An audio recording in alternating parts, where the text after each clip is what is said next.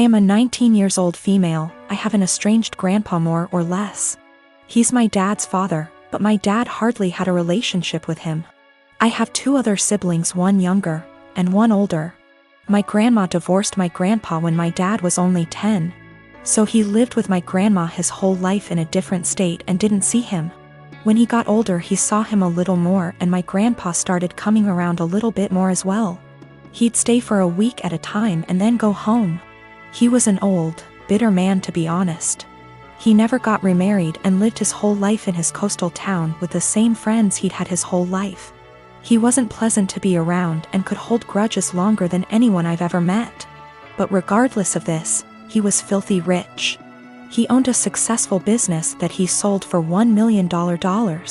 He retired after selling, but his house sits on an island as well as the biggest piece of land on the island. So it sold for well over $3 million.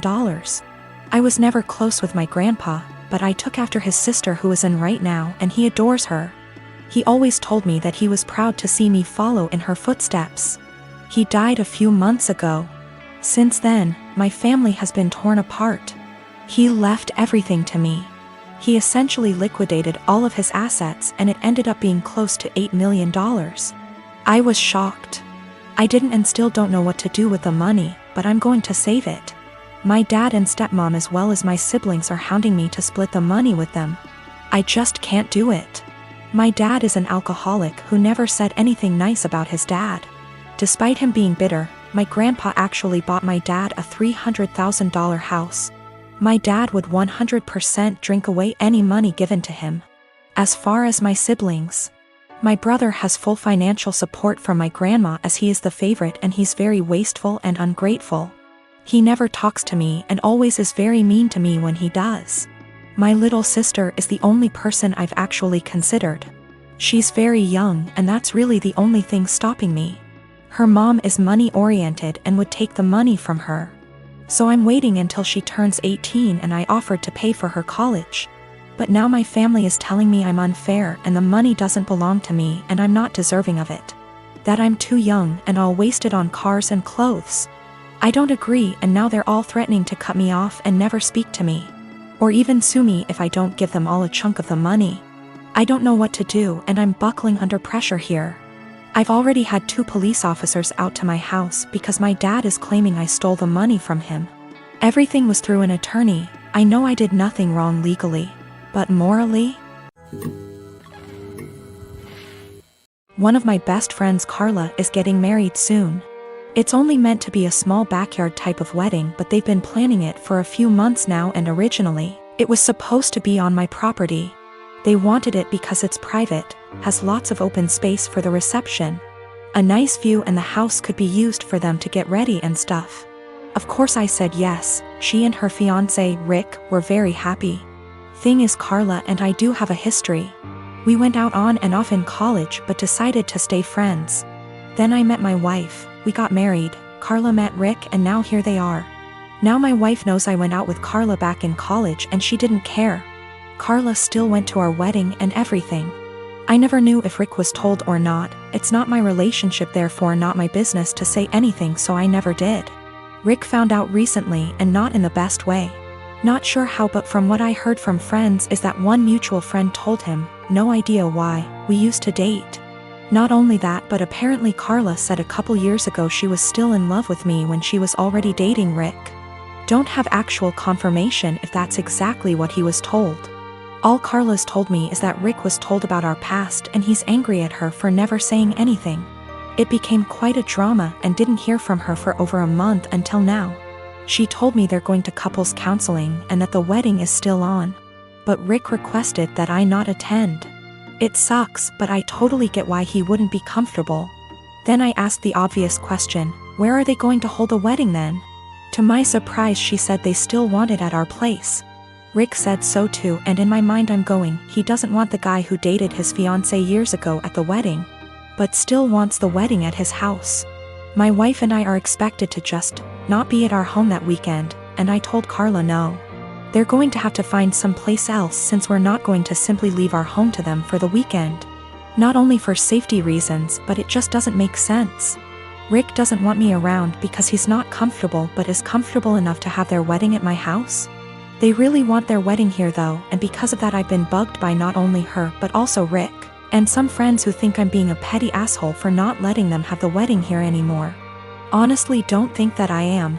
It just doesn't make sense at all to have to leave our own place for a wedding we're no longer welcome to and leaving our home totally vulnerable. Still, being accused of sabotaging their wedding, and Rick believes it's the least I can do after everything.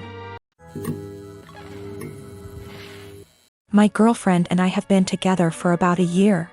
Most everything is great except one thing. If I tell her I'm sick / not feeling well / hurt, she refuses to believe me. If I have a cold, she tells me I'm faking it until it goes away and then says, "See, you are fine." I'm rarely sick, so it's never been a major issue. But she has zero sympathy when I'm sick. She grew up with hypochondriac parents who were always sick with something, often self-diagnosing themselves with fatal maladies. She has limited contact with them, and the time I met them, I was told by them that they didn't have long left to live.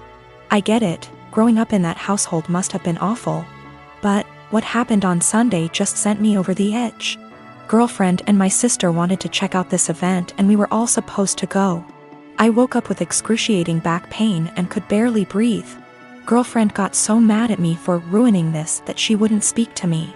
As she was about to leave, I asked her not to leave because I thought something was wrong. She said no and left. I threw up in my bed and eventually called my parents. I was too embarrassed to call 911. And my mother and brother hauled me to the hospital. I was whisked back, and after 20 minutes I was diagnosed with kidney stones, fentanyl and gravel, and I had a CT scan and then went for a procedure to bust the kidney stones. 5 hours later and I was laying on my parents' sofa in a haze. I have never, and hope to never, feel pain like that again in my life. I was sure I was going to die. The attending in the told me it's worse than childbirth and that they've had it before, too. I didn't text my girlfriend throughout because I really didn't have the strength or foresight. I was drugged up and uncomfortable. My sister found out that I had been in the emergency room, and soon after my girlfriend called me. She was pissed off I didn't call her. Then I reminded her that I begged her not to leave as I thought something was wrong. She got quiet and eked out an apology. I got furious and said something rather nasty things, unsavory things. In fairness, I was on dope, still sore, peeing blood, and felt like someone had punched me in the gut. Standing was incredibly painful. I needed to take 2 days off of work and school. I rested in bed, and the only thing you can think is the person who should have been there didn't even believe me. She's texted me this week a formal apology and wants one in return for saying nasty things to her. I've been avoiding her texts / calls. I've felt like shit this week and picked something up in the So I laid low, took a few days off work and relaxed. She wants to meet tonight and talk about everything, but I'm still so mad I don't know if I should hold off seeing her. Is this as big a transgression as I feel like it is? Am I blowing this out of proportion because I felt so shitty? I just am so annoyed and angry. Girlfriend didn't believe me something was wrong, and I wound up in the with kidney stones and needed a procedure. She was mad that I didn't call her. I was too doped up, and then when I blew up at her she felt bad. I'm still mad at her. Me and my daughter, Anya, are from India. Our native language is Hindi. She's 11 years old now. Her father died when she was 5 and I immigrated to States because everyone was trying to get me remarried to a 60-year-old sleazebag. Because, oh no. However will a woman live or raise a child alone? I started dating my now husband when Anya was 6. He had a 5-year-old son, Ben, 50% custody. Me, Anya, Ben, husband and Ben's mom get along really well. The kids were very well adjusted and they were genuinely happy when we got married. Whenever tensions arose, we dealt with them patiently. Let's just say after walking through the minefield of Indian family / drama, diffusing these toy bombs were very easy. Anya has a habit of talking in Hindi when she gets really excited. Sometimes, while talking to me, she starts talking in Hindi without even realizing it. This wasn't a problem. If she does that while others are around, I would remind her and she would revert back to English. Few months ago, Ben's mom passed away and he came to live with us full time. He has a room already and we put Ben into therapy immediately.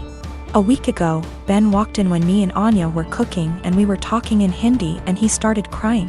He told me he is feeling bad that he can't understand what we are saying.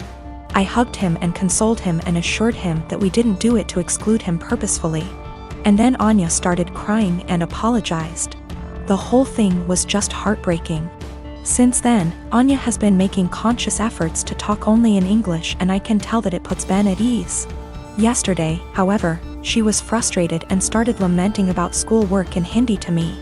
Me and Anya were in the living room and Ben and husband were in the kitchen and they heard it. Later that night, my husband told me how he thinks we must start thinking about giving punishments whenever she speaks in Hindi unconsciously until Ben starts feeling better. I was horrified at this suggestion. I have never pulled the "she is my daughter, not yours" card. But this is the hill I am willing to die on and use that card if necessary. Whether he likes it or not, it's her first language. Expecting her to always converse in her second language, even when she is feeling some extreme emotions, is just cruel. Especially after she is genuinely making an effort to make Ben feel more comfortable. It's almost like punishing for her heritage or for her being Indian. Of course, this is a huge point of conflict between me and my husband. I think it's unfair to do this to Anya, even temporarily. He thinks me and Anya are unnecessarily making feel Ben bad while he is mourning his mother, while we can try and prevent it. Both of us are conflicted here.